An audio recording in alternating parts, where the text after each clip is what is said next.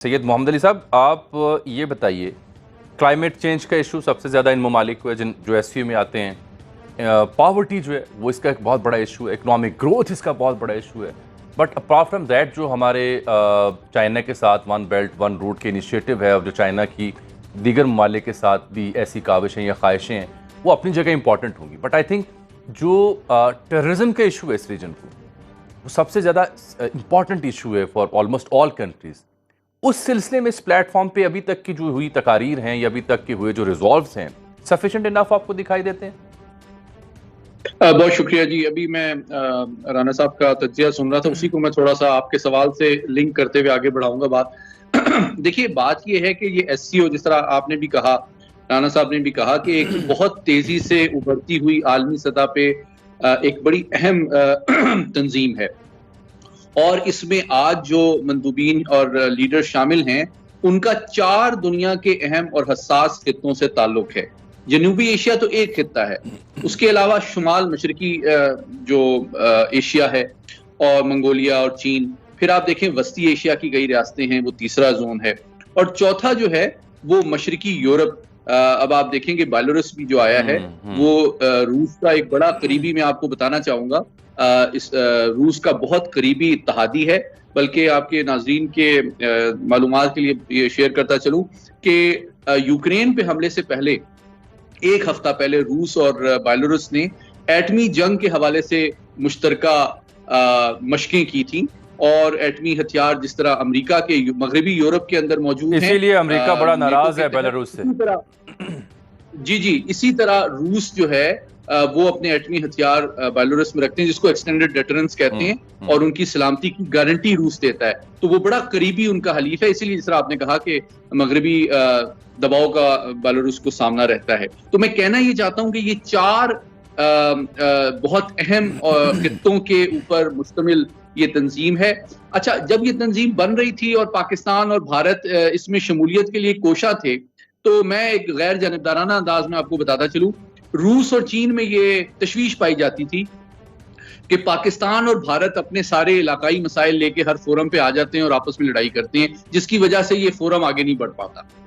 तो ये एक एहतमाल था, और मैं समझता हूं कि पाकिस्तान ने पिछले, जब से इस एससीओ के साथ ताउन किया है, एक ऐसा मुदब्बिराना और दानिशमंदाना अप्रोच रखी है, जो कि आज आपको वजीर आजम के इब्तदाई खिताब में नजर आई कि एक मुस्बत तामीरी अंदाज से उन्होंने अप्रोच किया और उन चैलेंजेस के ऊपर बात की, जो कि तमाम दुनिया के बशमूल भारत और पाकिस्तान के मुश्तरका चैलेंजेस हैं, ताकि हम जो कॉन्फ्लिक्ट्स हैं उनको साइड पे रखें, और वो जो एरियाज ऑफ कन्वर्जेंसेस हैं उनके मुश्तरका हल के जरिए से ये तमाम ममालिक। सैयद मोहम्मद अली साहब, राना साहब जो नुक्ता उठा रहे हैं, क्या ये एससीओ ऐसी ताकत बन सकता है जैसे नेटो है?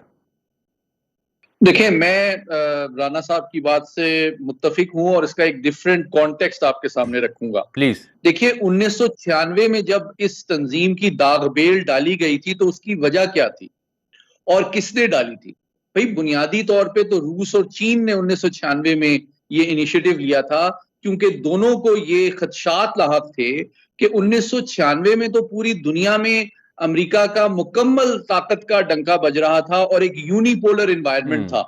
तो दुनिया के दीगर पावर सेंटर्स को बहुत ज्यादा एहतमाल था कि यूनिलैटरलिज्म बढ़ेगा, मल्टीलैटरलिज्म खत्म होगा, फॉरेन इंटरवेंशन बढ़ेगी, सॉवरेंटी और इंडिपेंडेंस का को बालाए ताक रखा जाएगा, और मुल्कों की सलामती और स्टेबिलिटी जो मुख्तलिफ खित्तों की है वो मुतासिर होगी। बदकिस्मती से पिछले जो आप 28 साल की तारीख देखें, तो ये एहतमाल सही साबित हुआ। आपने बहुत से ममालिक, चाहे लिबिया हो, यमन हो, इराक हो, अफगानिस्तान हो, दीगर ममालिक की सलामती, खुद मुख्तारी, शाम हो, उसका दिन दिहाड़े इस्तेहसाल होता हुआ देखा।